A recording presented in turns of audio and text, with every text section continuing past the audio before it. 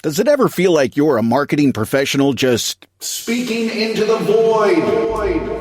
But with LinkedIn ads, you can know you're reaching the right decision makers, a network of 130 million of them, in fact. You can even target buyers by job title, industry, company, seniority, skills, and did I say job title? See how you can avoid the void and reach the right buyers with LinkedIn ads. Spend $250 on your first campaign and get a free $250 credit for the next one. Get started at linkedin.com/campaign. Terms and conditions apply.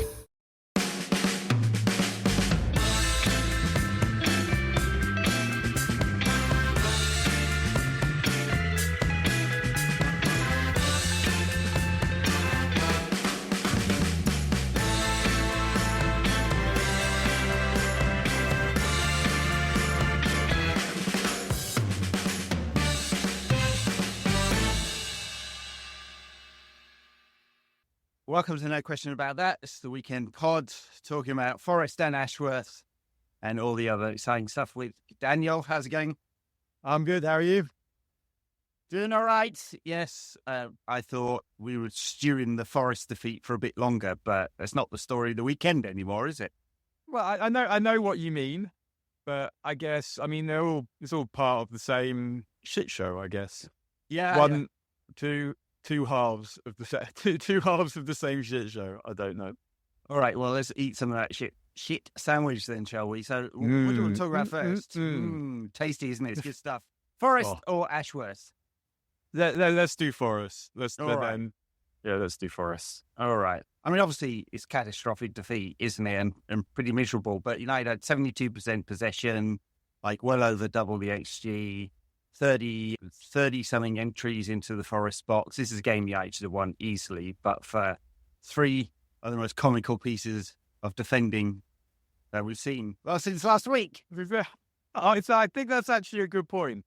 But on the telly and the radio, because I watched it with a mate when I was driving home, they were saying that Forest deserved to win. Now, I agree that Forest deserved to win because they scored more goals, but this is a well-travelled... The essential metric. Yeah, exactly. But look what their goals were. So, did they play better than United? They might have played closer to their maximum than United did, but were they better? No. Not really.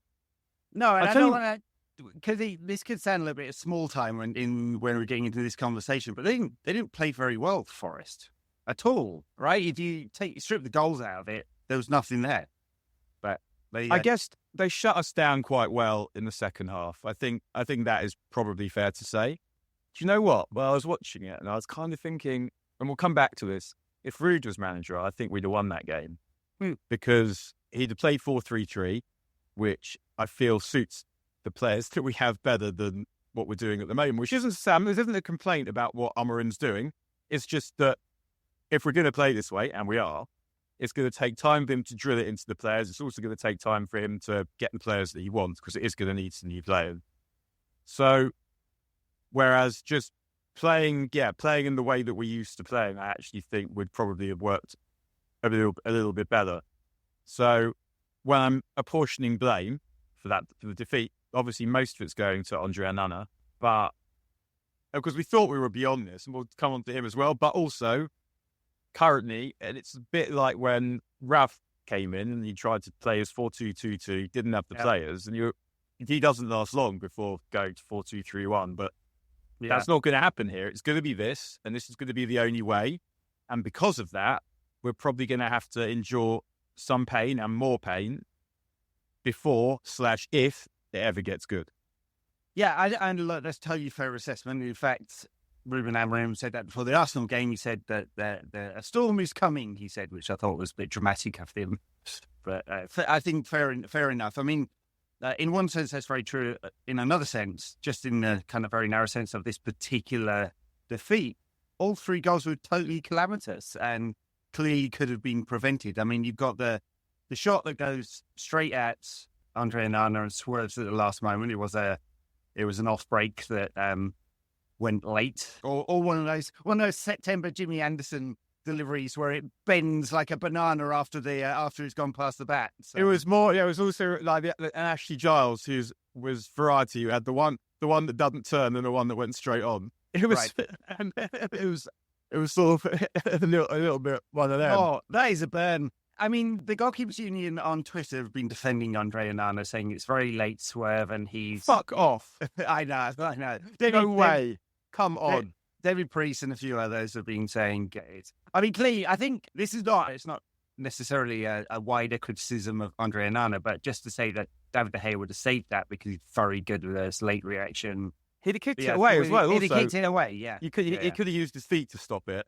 I don't know much about goalkeeping, and David Priest, or whoever else, know loads more about goalkeeping than I do. Yeah. So but I guess I challenged them advisedly, because previously in like the days of Twitter where it was something that people would use to converse, I would say, could a goalkeeper tell me about this? And I think that I want more goalkeepers in the studio for that reason, because goalkeeping is a different sport to playing football, and we should have experts telling us about it. But no. Yes. No. You have to say that. The amount... How would how would any goalkeeper... I would have been embarrassed if I'd have let that in. Yeah, well, he did a lot of his career in the Scandi countries, right? He wasn't a sort of super top keeper, but yes, he did definitely say that. And Morgan Gibbs White said in his interview afterwards, he hit him for bollocks. I don't know, he was just going to pick that up. He knew that it wasn't a good shot. He didn't give it a sheepy celebration, though, did he? He gave it the full finger wagging, all of that. So there's that one, and there's the Chris Wood goal where it's looped over two defenders and the keeper, and just kind of rolled into the corner. That we can't have that. I mean, it's a great header in that he's managed to direct it, but it dribbles in.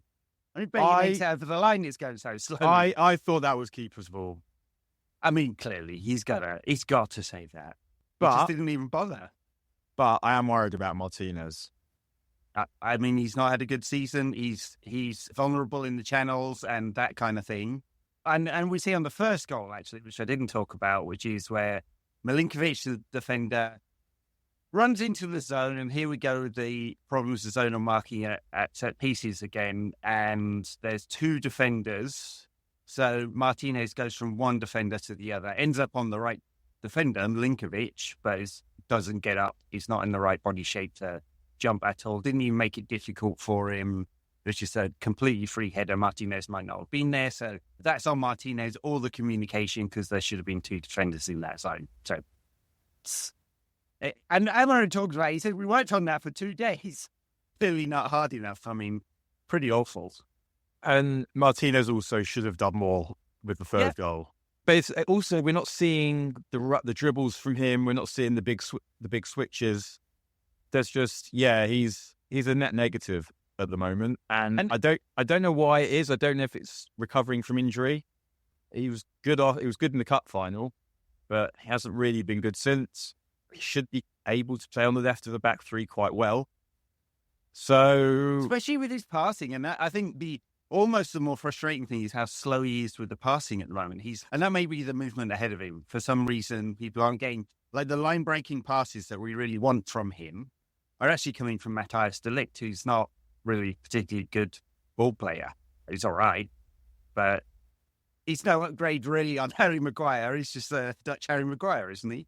But he was playing the line breaking passes, and in fact, actually carrying it into midfield to make the extra man so they can make the box, so they can actually outnumber Forest and break through the press. And so a lot of that 72% possession that we had.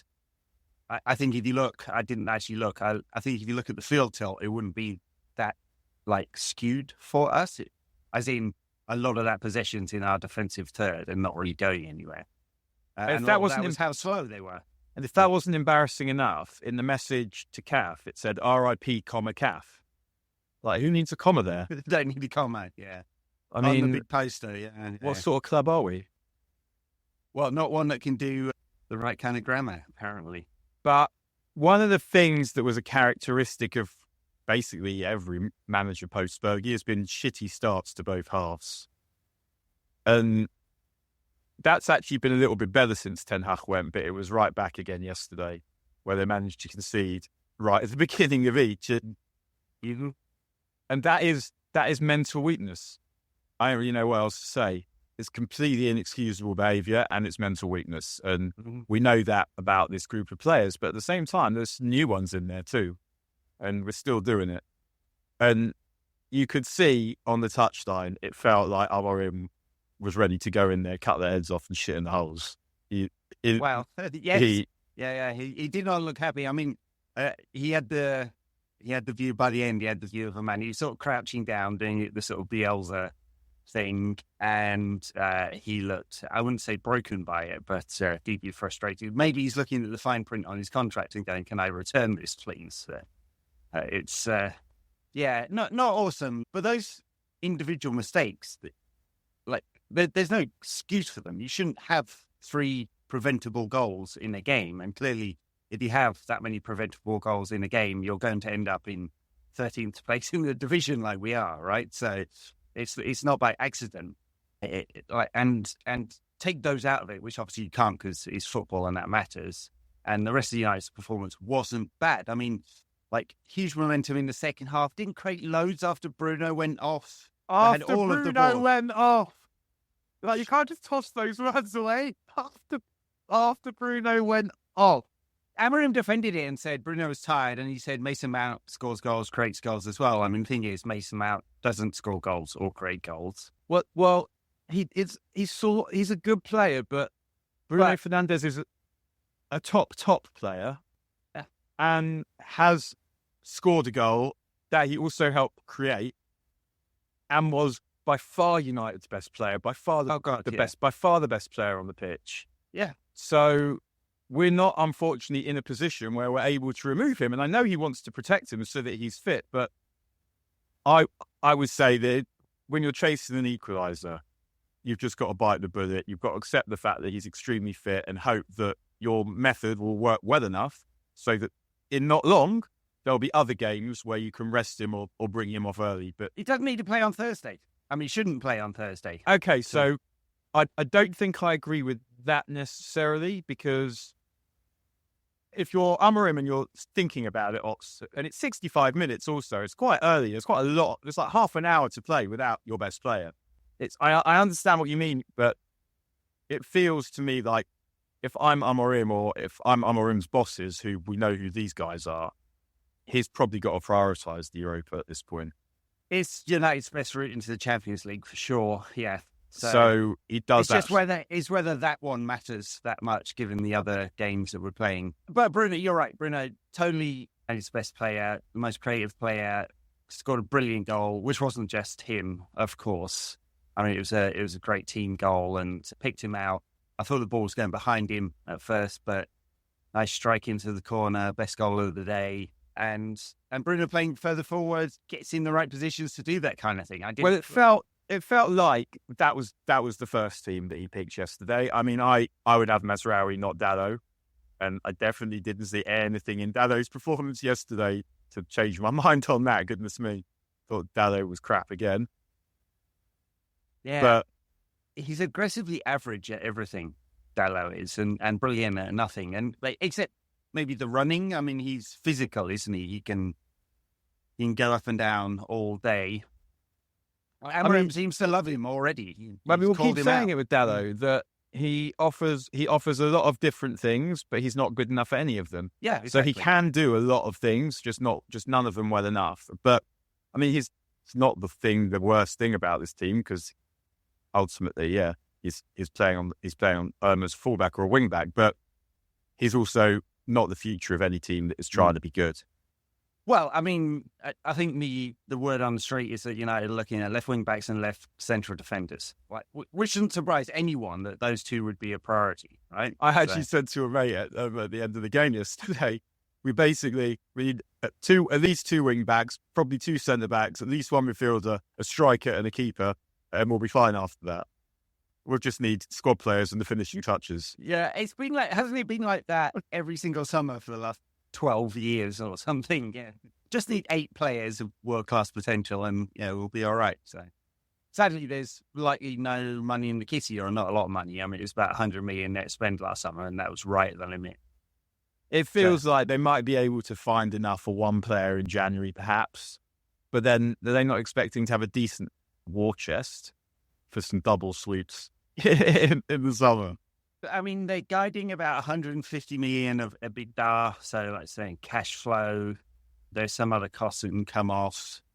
Depends on, I mean, there's 150 something million in payments going out to other clubs this year alone in the accounts, in transfers owed. The club owes 537 million net debt and 400 and something million in transfers overall over the next few years. So like the financial position isn't awesome. It's really hard to tell exactly what the FFP position is. So you have to guess basically, but I would be surprised if they spend more than 150 net next summer. They could really do with getting off, even if there's a one-time pain, getting some of the really big ones off the books, especially Anthony. And I would Casemiro. say, well, to me, like the one who looks vulnerable, we said it before, but it's Garnacho. You think they'd consider selling him? Yeah, I do. I mean, it's weird because he's actually played quite a lot of football under Amorim. Mm-hmm. I don't know if he's giving him rope to hang himself. I don't see where he fits into this team unless it's at wing back, and the fact that we haven't seen him there yet suggests it's not going to be at wing back. No, he tried him because he immediately converted Diallo to a wing back. So he's someone that part of the way you would tactically work your team is in order to get him one-on-one with a fullback. That's what you want. You want him carrying the ball. You want him one-on-one with a fullback. We're shoving him into space, into crowds, and that's not what he does. He's not playing well, and his best performance under Amorim was against Bodo Glimt in the second half, when Dalot inverts to allow him to go wide. Mm-hmm. But I guess that looked like a temporary solution. And also the team that we picked against Arsenal, which, and I'm not, I think we did think Garnacho was going to play, and what I found was weird about that in particular was not so much that Garnacho didn't play, it was all that Ahmad didn't play. Because if I looked at that Arsenal team, I'm thinking, where can we get at these?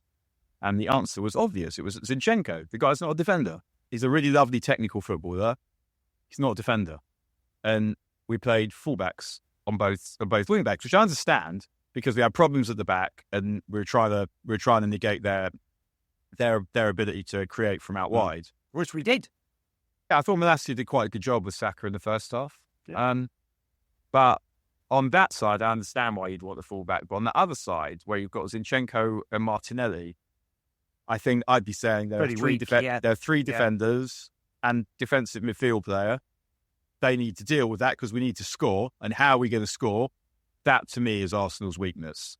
I think that's all fair. The one thing that is really noticeable with Amorim, it was before, but especially now, is that he uses the full bench, doesn't he? He makes 5 subs basically every game, and he makes them quite early as well. So I think he thinks of it as a 16-man game over 90 minutes instead, and so he's thinking about subs. And in that sense, coming back to your point about Garnacho, he's quite useful because he's great in big open spaces.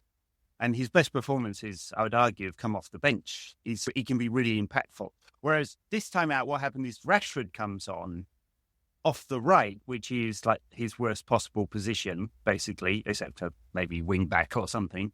And he was completely innocuous. And not that he would have been notcuous. Why not making it? Coming off the left because he's not made much of an impact. I know he scored 3 goals under the Amorim era, but the performances haven't exactly been they haven't told us that he's back, right? I'm not saying he would have been great off the left, but it was odd that he came on the right. And so it still feels like Amorim's just trying to work out everything. And that's why he's played so many players and it's like 6 changes every game. And we praised him for the self-confidence in the way he makes changes last week. But I think the changes the last 2 games have made the team worse. Yeah. We were doing quite well in the game against Arsenal before he started mucking about, and similarly against yesterday. I wouldn't say we were pounding Forest or anything. It wasn't an onslaught, but the changes did not improve anything. No. Well, did we have a shot in the last 20 minutes? Can't remember. Maybe we had that header from Dalot that he decides to take on from 15 yards. Yeah, mad. And then we had that cross, that shot where he works a good position. And then he decides he's going to bang one into the top corner from 20 yards. Yeah, all right, mate. Yeah, full-on conversion, that one was, wasn't it? Fucking mum. Yeah. When was Bruno's free kick against the bar? That was second half at some point, wasn't it? I can't remember exactly. No, that was the first half. Was that still the first half? Yeah. Yeah, I'm like, for all that, and probably United's possession in the second half was even bigger than 72%. I mean, especially in that last 20 minutes, but didn't do an awful lot with it. And it moved quite slowly. You could kind of sense some frustration in the crowd about that. I mean, look, I don't think we should. I know there's a lot of frustration with United fans generally about ticket prices, about the changes that have been made, about the style of communication that Ratcliffe has, and we're going to get onto more of that. And all like fair frustration, basically, I think. And there's 20 years in the bank of anger with the owners, so there's a sense that he could go toxic quite quickly. But Amorim's going to be given plenty of time to make this work. I mean, unless United lose 75% of their games from here until the end of the summer, I think pretty much anything goes. But even then, I think at this point, I wouldn't fire him. No, we can't get someone like him and not give them a proper chance. And it is a problem because he does have this way of playing. So it means that we may have to lose some players like Garnacho, who we think might be good, and sign players who may not be much use to anyone else because they won't play in the same way. But we've gone with this guy now. He's earned the opportunity, I think. So here we are. Yeah. Well, we did say right at the beginning that we were unsure about Garnacho's stylistic fit. And I think that's really true. I mean, I think he's got his potential for a really high ceiling. He should score more goals given the positions he gets into. So he's not an efficient finisher. That could come with time, might never come. But it's unclear exactly where he would play across that front three. It's not obvious. I mean, it's more obvious than Mount and Bruno are those like inside, those advanced tens or inside forwards than Rashford and Garnacho in Amorim's system. Although he did play with fast players in his sort of wide forward areas. So, I mean, I don't know. It's not obvious, the stylistic fit, I'm saying, with Garnacho, and maybe even less with Rashford, although I made the opposite argument about a month ago. But given that he's making so many changes, I'm not sure he knows yet, right? No, I mean, he's obviously trying to work it out. But I guess there are certain things that I think, as someone who's watched these players more than he has, that I feel like able to say that's a mistake. And one of them was not targeting Zinchenko in the Arsenal game. Another was playing Bruno deeper, because in the end, if you're trying to defend and you know you're going to have to do a lot of defending, you have to get that guy near to the goal because he's the only one you can rely on to make anything happen. Mm-hmm. And I know that he said it before, he likes Bruno because he wants him to be able to play through the field, and that requires Bruno. No. He got a lot of the ball against Arsenal, but he did give us all a bit heart palpitations by losing it in deep areas. And it's not even that. It's just you have to score a goal and you have to get him near to the goal because he's the guy most likely to make it happen. And we literally saw it in the game before and the game afterwards. Yeah, exactly. So against Forest, like, it's classic Bruno. This is the turnaround, the flick around the corner to Agate to start off the move that ends with Bruno scoring. Yeah, actually, I think I'm right in saying that, right? Yeah. Absolutely brilliant. Like, took 3 Forest players out of the game. Did it again in the deeper area. Lost the ball. Forest score, albeit going through Onana, who dived out the way. But very classic Bruno. If he's going to lose the ball, you want him to lose it in the final third when he's trying to make killer pass, which he makes more than 200 times last season in the Premier League alone, right? So, shot-creating actions. So absolutely right. You want him as high up the pitch as possible. Deary me. I'll tell you something else that pissed me off yesterday is I can't remember how much added time it was. 7. Pardon? 7. But yeah, that's what I thought was 7. But given what had happened before it. Didn't seem enough, did it? It was nowhere near enough. And then, he spends 5 minutes having that row with Onana. And obviously, Onana is a dickhead. But I don't feel that it's in the laws that you can punish him by blowing boom on the whistle. But he did. Mm-hmm. He literally blew on the dot. No, he should have added that time. So 43 seconds, apparently, that whole And then to be very clear, I don't think that we were about to score. But just sensible application of the laws would be nice. I mean, in terms of true stoppage time, the Qatar World Cup was much closer than anything we normally see, right? That's how it should be all the time. Yeah. I mean, it would be contrary to 150 years of organised football, but a shot clock, stop clock type thing with an hour that you count down from would be much more honest in terms of your application of your, like, actually having the football in play. And so the Qatar World Cup got us much closer to the 60 minutes than the 52 or whatever the average in the Premier League is. It's currently a secret. How much time is left? Why? Yeah, Why are we not allowed to know? I know. Because that's just the way it's always been done. Yeah. And like the stupid thing about that, all that stoppage time, like most of it, I mean, you're supposed to add 30 seconds for each substitution, 30 seconds for each goal, right? And then like clear stoppages, you're supposed to add an undetermined amount of time, like the 43 seconds for the Anana thing and so on and so on and so on. So you're supposed to add that, yeah. But it doesn't always happen. But the stupid thing about that was all caused because the assistant's microphone battery ran out. What the fuck? Yeah. System beforehand, dudes. It's happened in another game when, it was the VAR went off, right? In one of the other games, not a United game. Yeah, daring me. All right. I think we're bored of Forest already, aren't we? Shall we talk about Ashworth, Ratcliffe, and shenanigans in the exec suite? So, isn't this classic post-Fergie, post-Gill wilderness years? Can I just say one more thing? One more thing Yeah. on Forest is that kind of goal that Højlund scored is the kind of goal that we need to see Højlund scoring. Most of his goals have been bangers, and you don't really want your centre forward to score bangers. I mean, obviously they're helpful, but you can't deal in bangers and be a proper centre forward. You have to deal. Nice scrappy rebound. Has to be tap-ins, and so it was good to see him scoring that kind of goal. And if he can start scoring that kind of goal, then he can be a player. And having to go and bust loads of money on a centre forward with all the other shit that we need is not helpful. I like him, but we probably will. We probably do. He's one of those who he does stuff sometimes. You'll be like, of course, there's a player there. Mm-hmm. And then other times when you forget he's playing, and you think, well, I know your teammates are dickheads, but it's not good enough that you blame them for your inability to get into a game because you've got to find a way. He needs to run the channels more and not be a physical number 9. I think Ten Hag gave him a year and a bit of the wrong instructions. Basically, he tried to play him as a physical number 9 in the Chris Wood mold instead of running the channels and making space in the Godkeres mold, right? So, but that's also partly, I think, because we're struggling to play through the thirds. Yeah, we are. Yeah. So you somehow got to get the ball, and that's why probably Ten Hag signed Xerxes. But I think there's a fair chance Amorim thinks he's crap. And last week we praised Xerxes a little bit after being fairly negative about him. I mean, when he first came, I think we were both pretty positive about him. From the like the way, like his touches, like his imagination. He played 15 crap games in a row, and we were like, don't think this is much good. and he scored a couple, and we were like, all right, maybe there's a player here. And I had a very fun exchange in our YouTube comments. Down below, if you're watching on YouTube, let us know what you think.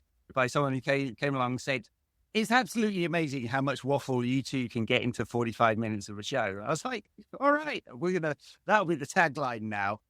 As much waffle as you can get into 45 minutes of the show. And he didn't like our views on Josh Xerxes. But there you go, that's football. Everyone has an opinion. Yeah, I mean, he was dreadful against Arsenal. Goodness me. Like that moment where he breaks away and he leaves the ball behind. It's just, it's not meant to look like this.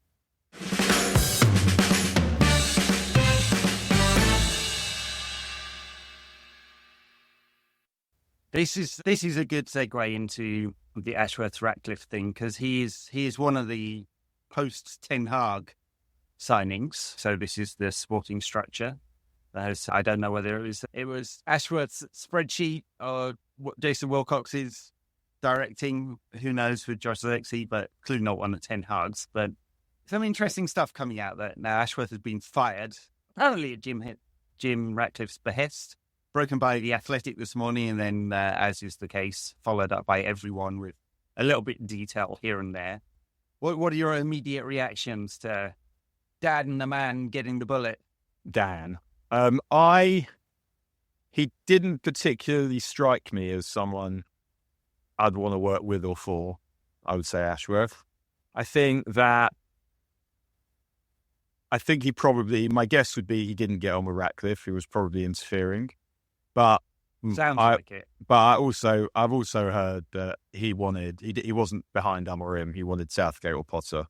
Right. That's worth the firing on its own. I agree.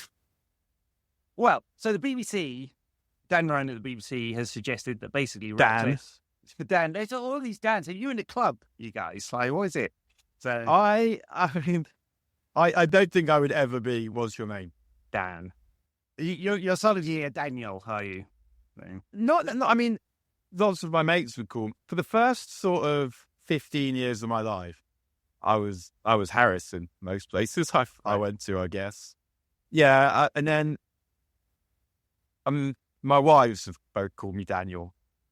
And so I kind of felt I almost had to get used to being called Daniel. But there is like something. I mean, when you at work, when people ask you what your name is, are you Ed or Edward?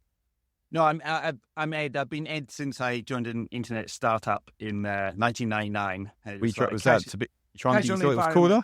I don't know. It just everyone started calling me Ed, so I was like, oh yeah, maybe I'm Ed. So maybe I was Ed at uni as well. Probably was. What does your mum call you? You don't have to answer that. No, it's sometimes an Edward. Actually, my cousin down in LA calls me Edward all the time. She absolutely insists on being it. So it's kind of cute. On purpose, or because to be funny, or because she thinks your name's Edward? I think it's to be funny. So yeah. So it's totally fine. Edward just sounds too royal, doesn't it? I don't really like that. So. It is quite royal. Is your mum into the Windsors? Oh yeah, and my grandfather was old ex-RAS, very kind of stiff, nice guy, but hard to really know deeply. And he was very much into genealogy and finding out the family history and all of that kind of stuff, and drawing lines back to the 12th century, royal connections and all of that kind of. Oh, you've got royal connections even. Oh God, it's like. It was really tenuous as well. It's like 15 degrees removed in the 12th century. But yeah, there was a family. From who? Going. One of the maybe even the one that got the poker up the arse. Was that Edward II? So it was. What a way to go! Deary me. Yeah.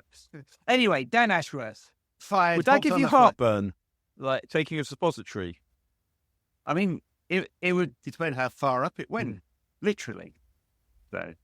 So yeah, Dan Ashworth. I mean, I guess one of the problems with it is almost nothing to do with Daniel Ashworth. It just gives a sense of chaos, a mess that you spend however long it can't even remember how long it was waiting for this individual. 5 months. You pay £3 million, £3 million. Yeah, and then you diss him after a few months. Yeah, and one of the things I wondered about getting Dan Ashworth was, should we be not looking for the next Daniel Ashworth? The thing with Daniel Ashworth, one of the things I wondered was, should we not be looking for sort of the next him? So someone who does that thing but is up and coming rather than someone that thinks they're already there and thinks that Gareth Southgate is a suitable manager of Manchester United. I don't know. Well, so it wasn't an appointment I would say that I loved in the first place, because he was someone I thought was a bit of a penis from watching him speak, and also someone who I knew thought that Gareth Southgate was good.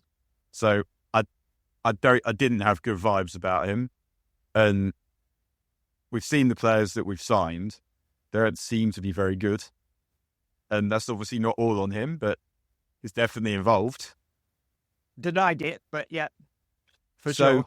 So losing him doesn't feel like it's terrible in terms of how we survive without this epochal genius.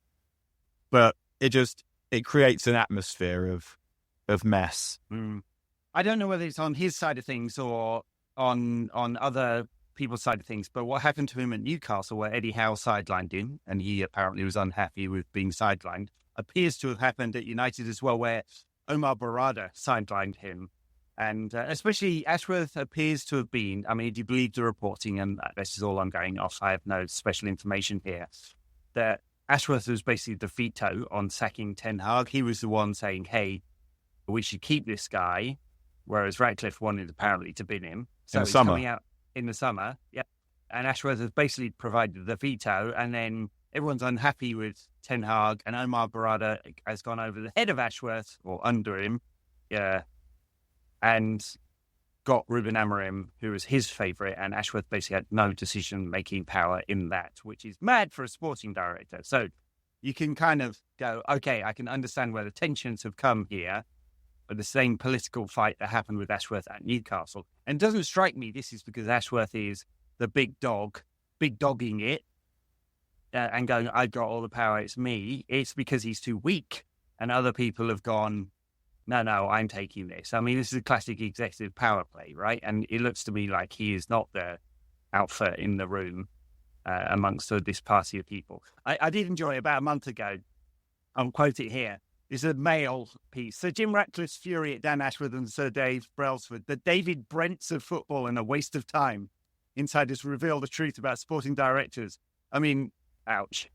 It sounds very believable. I mean, I'm certain that Ratcliffe is an absolute nightmare to work with him for. I'm sure, because he's got billionaire dickhead syndrome, right? Which is, you've done one thing brilliantly and you've seen absolutely everything, right? About everything, yeah. It's classic. In any difference of opinion, the other person is mandated to bow to your superior exchequer. Yeah. So. Yeah, you can't purchase the correct opinions, but people that have a lot of money often think that they can. Absolutely. And Ratcliffe has kind of said the things that, I mean, in the summer, he was like, he was asked, he was doorstepped at the America's Cup, right, in South of France, wherever it was, and asked about Ten Hag's future. And he tells you totally about him, that does. Yeah, it does, doesn't it?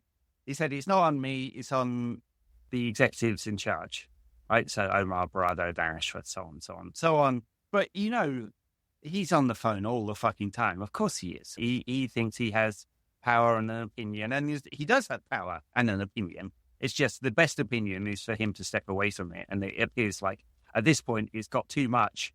And I mean, I wouldn't be surprised if a call from Dan Ashworth hasn't been complaining about Omar Barada, and Ratcliffe has said, yeah, that enough is enough, and done the firing.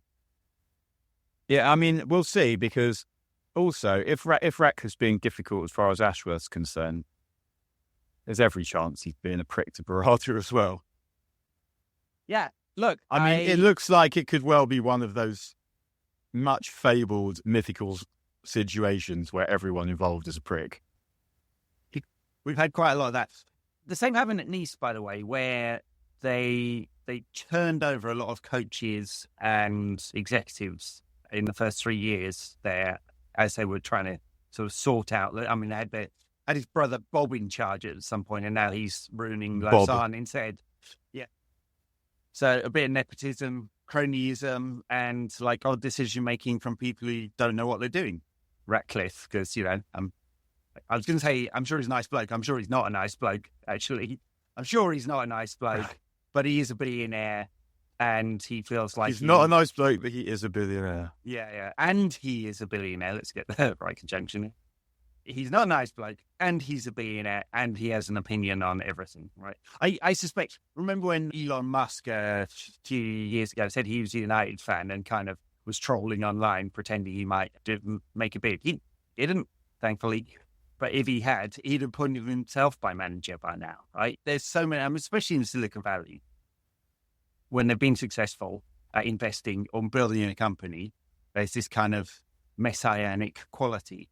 Ratcliffe's done it differently, but he's the old private equity guy, right? He's very hands-on, and you can see all those touches on United with the cost cutting, and yeah, he's also a dickhead. So, there we go. He said he was interviewed by Andy Mitten for UWS. Great scoop for Andy Mitten. It's a very long piece. A few of the quotes have come out in the mainstream press as well as this month's mag, and he talked about the price rises, defended it by comparing United to Fulham and saying we shouldn't charge less than Fulham. Not a good look, Jim, at all. United, very different beast. He also completely dismissed, not for the first time, the women's team, and said what we all believed to be happening, which is they are focusing on the men's team. and the women's team is coming second, which I thought was pretty offensive, but not surprising because he said something similar a few times before. Talked about it taking a very long time. Said they got a great coach now. So, I don't even think it's about, with the women's team, it's about prioritising one or the other.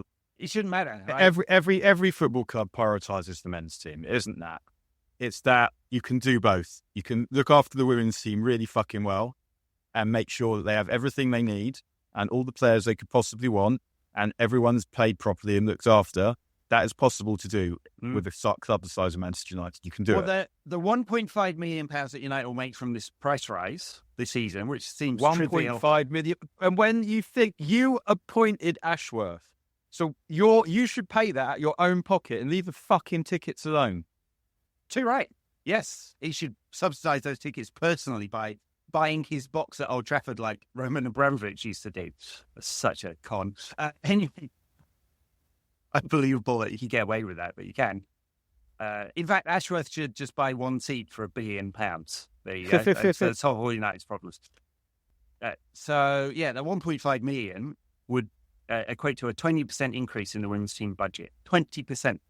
Like the equivalent at United would be to stick another £200 million into the men's team budget. So, it's possible to do both. And the problem that we have is, he can obviously do what he likes, and the pressure that would need to be exerted on him to change his mind on the ticket pricing, there probably aren't enough people that are asked to do it. Yeah, there's been some protests. There's a banner there's a 58 banner in the Stratford End again yesterday, second game, saying your debt, not ours, which is very true. I mean, United will spend about £22 million servicing the debt this year, but none of it it's just interest, right? It's not getting paid down. Those senior secured notes mature, I think, in 27. I think I'm right in saying that. I said this on the last pod and forgot to go check it, but in a couple of years' time, that will line up quite closely with the time period where Ratcliffe has an exclusive period on buying the rest of the shares, depending on how Sir Jim's legacy project is going. Not well, I would suggest. So far, that might, like, the debt repayment and the full purchase might all come at the same time. Would see. I mean, even just something really little like the whole of Old Trafford going, Jim Ratcliffe, you're a wanker, when he's there. Because he is doing this for ego. That he wants his legacy to be the guy that made United great again. Mm-hmm. But if his legacy is the whole of Old Trafford calling him a wanker, I mean, I'm not saying that he isn't hard enough and unpleasant enough to not pay attention, but just little things like that, because it also will create the kind of atmosphere that doesn't help foster the success that he's after, because he's obviously hoping that I'd succeed and then that just covers over everything. Mm-hmm. But before that success happens, he's in a bad position. Mm. So, and, like, in a sense, I don't feel any sympathy for him. I understand why they're doing this kind of thing. They're in a difficult financial position because of a decade of bad financial choices, right? Not just bad management choices. So they spend far too much on failed transfers. Our commercial revenues have basically not gone up in 6 years. United have made £400 million of losses in the last 5 years. Haven't made a penny of profit since before COVID. This is a company that in any scenario is failing, right? This is IBM before the transformation to the cloud. This is, this is Boeing right now. This is a company that is failing to produce what it should produce, a formerly great company, but it's not doing it anymore. So United are in a very difficult position when the thing they should be doing is making an elite football team. The thing that Sir Jim Ratcliffe keeps saying is we have to make an elite football team. And as Ruben Amorim said, we're a massive club, but not a massive team. Like, the thing you need to make it a massive team or a elite club again is for all the management decisions, like for resources to be applied properly, so they feed into the engine and the flywheel of success for this club. And none of those things have been working. And that's the turnaround. It's a really difficult one. And all these sort of edge cases of, like, making a few £1 million of state revenue increases out of ticket price rises, or cutting travel expenses, or firing 250 people, all of that kind of stuff is, like, all really incremental on its own. So I totally understand why he's doing it. It's hard to agree with any of it, but they are looking at all the priorities and going, okay, where can we eke out a few more pennies in order to waste on some twat in the summer? Yeah, and in the end, like there just has to be a different way from what they're doing with the ticket prices and taking people's jobs away from them. What sort of success is that if that's what it costs? Yeah. No, it's a very difficult pill to swallow, that one, and one that perhaps we shouldn't have to. On the ticket prices, definitely we shouldn't have to. And of course, like the worry is, as Ratcliffe says in this interview with Mitten, is it the thin end of the wedge, right? So we're talking about 3% of tickets going up to £66 this summer. Is it all tickets rising next year? Probably, right? I mean, it's the trend amongst Premier League clubs. Of course, they will be looking at this and going, every single other Premier League club is putting prices up. Arsenal and Spurs, especially, are making more out of their stadiums than United are. Like, we're falling behind. How do we keep up? Let's fuck the fans. So that's the thinking. And unfortunately, the fans, it is, that will be fucked. Yeah, it's not good.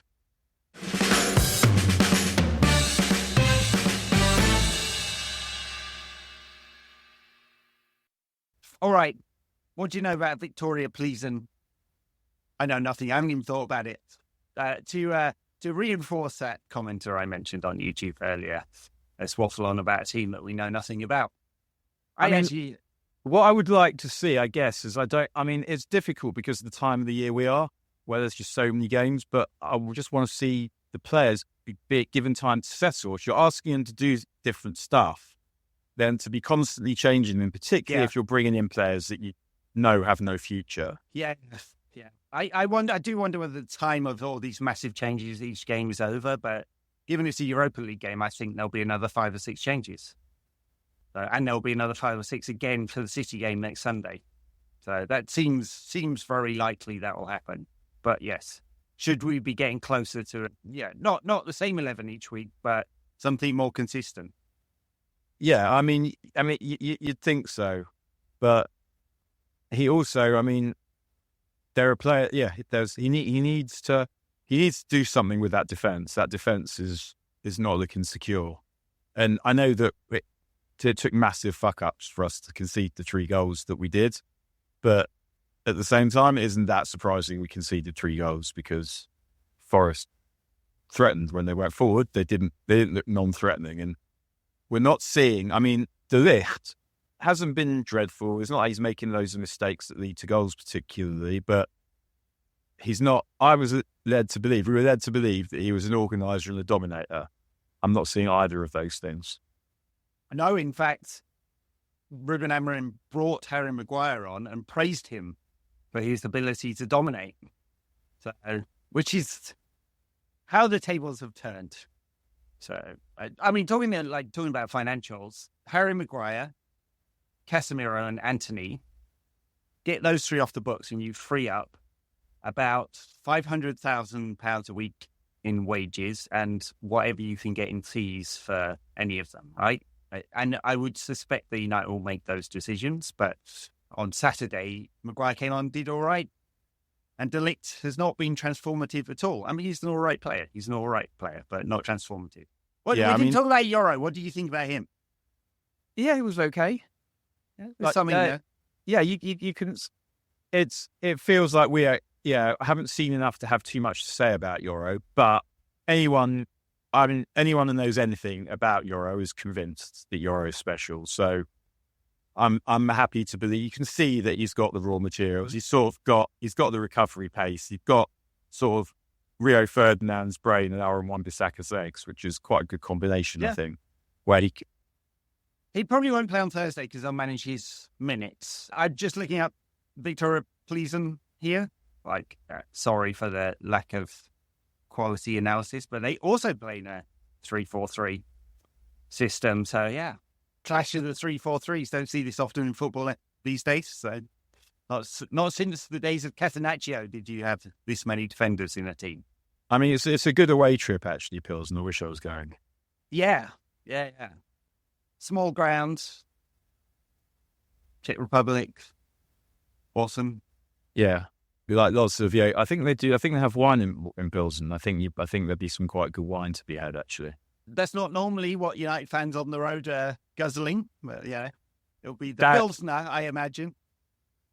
Yeah, I mean, that is definitely what I tend to drink. I mean, on Euroways, but because especially in Europe, I mean, you do get some good beers as well, but yeah, I'm a wine on Euroways kind of person. You're cracking open a bottle of Chablis, are you? You're a Chardonnay man. I quite like both. I mean, if I was ordering white wine, I would generally order a Chablis, yeah. But I'd say it sort of depends where you are and what is meant to be good where you are. Viktoria Plzen are second in the Czech League behind Slavia Prague. They are 10 points behind. So they had a decent start. I don't know any of their players. Do you, Dan? No. Great. Awesome analysis, lads. Awesome. We should fuck these guys over though, surely. I mean, yeah, you would think, but it's about, they do just need to try and learn what this system demands of them. I mean, I guess we didn't mention that Ahmad also was a bright spot yesterday. He always is. Like, it is getting to that point with him, isn't it? Where he'd be one of the first names on the team sheet. I'm still not sure that I want him on the wing. Like, I quite like him in tight spaces, and he makes good decisions around the box, and his short passing is good. So I'd like to. I mean, we don't really have many options at wing back, but I'd actually like to see him as one of the 10s next to Bruno, and I'd put Garnacho on the right, maybe. Yeah, I suspect that he's there because of his ball carrying ability and his ability. But we know that Garnacho can do as well. He can. He's not as intelligent with his pass as Ahmad is, but that's why it was surprising that it was the way around it has been. And I keep saying this because I feel like Ahmad can play in the 10 and Garnacho can't. Garnacho is someone I want going up and down in the spaces. And so I'd like to see Garnacho at right wing back and Ahmad and Bruno in the 10s. I don't think we will. Mm. And as I said, like when we were looking at a kind of sellable assets, where you're thinking if we could get a big name out, someone with a contract, someone good might want. The one that I'm not particularly behind this. I think Garnacho could be a good player. I think that he might be the one that they get rid of, because I don't think he's got a spot in this formation. Well, we've got another 6 months to try and work that one out, I guess, before the window. But yeah, it is an interesting one to watch, isn't it? The game on Thursday. I mean, does he rotate again? Masraoui obviously had a week off. He might come back into it. I guess he had half an hour in this game, but Harry Maguire, after being praised, does he bring him in left centre back? I mean, I'm thinking like he's rotating for minutes as well as like understanding his players at the moment. So I suspect it's heavy rotation again with City away on Sunday rather than a consistent 11. Who in the front three? Does Mount come in again? Probably, actually. I suspect we're forcing Mount again. And will we see Josh Zirkzee up front? It's not scoring goals. I would say that's unlikely. I think we'd be more likely to see Rashford. I think if there are going to be heavy rotations, I think it might be Rashford who plays up front. Mm. And in central midfield, given that was Mainy's first 90 for quite some time, I suspect Casemiro comes back into it. He didn't play on Sunday at all. I mean, he's now peripheral, right? So, well, he's kind of one of those where you think, if you're the manager, I'd be thinking I'd sort of like to use him, for example, against Arsenal. And this was another thing that didn't make that much sense to me. No, given he's probably our best player in the air. And yeah, exactly that. He's good in the air in both boxes. I couldn't believe he didn't start that game. But if you're the manager, you might be thinking, this guy's bound to have an ego. If I never pick him, then he won't accept it and he'll leave. Mm. And even if you get no money for him, just getting rid of the wages might be good. Don't need a fee. I mean, there would be an impairment. But after third season, right? So after 3 or 5, 16 million, 12 million a season, So the on the books cost is 24 next summer. So you take 10 from someone in Saudi. Would they pay that in order to get rid of him? Otherwise, there's a bit of an impairment on the books, which is not awesome given United's position. So it's basically like paying another fee. Anyway, yeah, I'd suspect that Casemiro will play something of Thursday, if not start, because he's not had any minutes recently, and they want to protect Mainoo from recurrence of the injury. How tall do you think Mainoo is? 5'9". So I thought he was small, and then I saw some footage. The internet says he's 5'7". Then there's footage on the internet of him and Cole Palmer with, what's his name from Love Island, Josh Denzel, during the Euros, where they're having this conversation. And Mainoo says he's 6 foot, and then they measure him, and he is just under 6 foot. I mean, he's wearing shoes, and I don't feel that Cole Palmer is particularly careful with flattening the hair. I mean, I thought Mainoo was littler than that, and he looks kind of littler than that on the pitch, but I was pleased to see it, because then I'm thinking, well, because one of my problems with Mainoo is I feel like, is he long-term going to need a minder in midfield? But actually, if he fills out, then he should be big enough to do everything. Mm-hmm.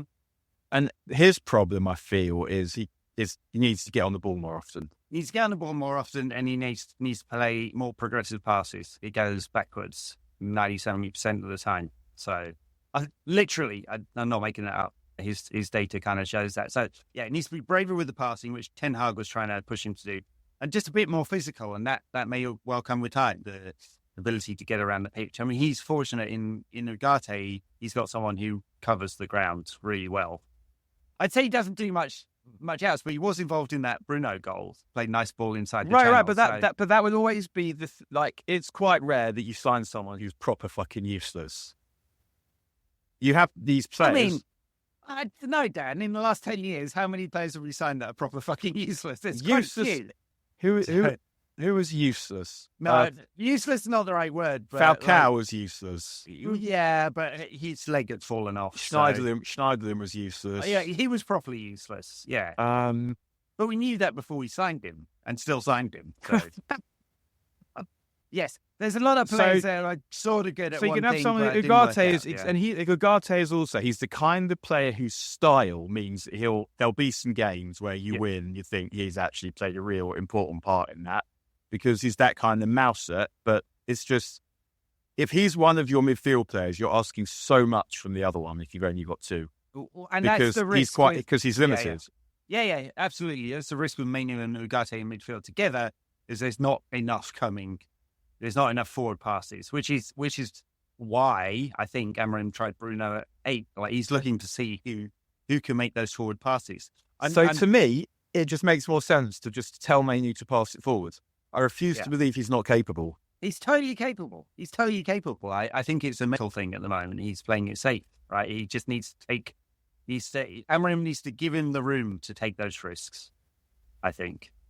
Because I guess one of the other things we're thinking about is when we're discussing which players we need, there's almost all of them and some subs, is do we have any of what Wenger would call internal solutions? How near are the younger players that are just below? Can we get anything out of any of them in the next 18 months? Yeah, well, he's had Kulkarni on the bench a couple of times, a left-sided central defender, big 16-year-old, physical, good passer of the ball. A lot of the youth watchers really like him. I think that's kind of understandable, given the United have problems in that area. He's trying to integrate him already. And then all these just brilliant forwards we've got in the under-18s who are just sort of making their way into the 21s right now. Bianconeri just can't stop scoring. Shea Lacey. Ibrahimov looks like he could be something. Yeah, God, I mean, they're technically all brilliant. But that comes with the territory now, that everyone is brilliant technically. Yeah. So it's about the ability to impose that technical brilliance on other technically brilliant players at the right time. Absolutely, yeah. We could definitely do with, Barcelona are in a far worse financial situation than us, selling off parts of the club all over the place, but managed to find these internal solutions constantly. Just turn up with another 17-year-old central defender who solves all their problems, So I'm not saying Shea Lacey is the next Lamine Yamal, but there was a £100 million player they just discovered out of La Masia and didn't have to spend anything on. So, yes, some of those solutions would be. But not just him. Useful. There's Pau Vict who came on and scored the other day. Yeah. Pau Kubasi. I mean, it Kubasi, is the central defender, looks great. Yeah. And it is difficult to throw these people into a mess, but I guess the chances are none of them are ready because we haven't seen any of them really.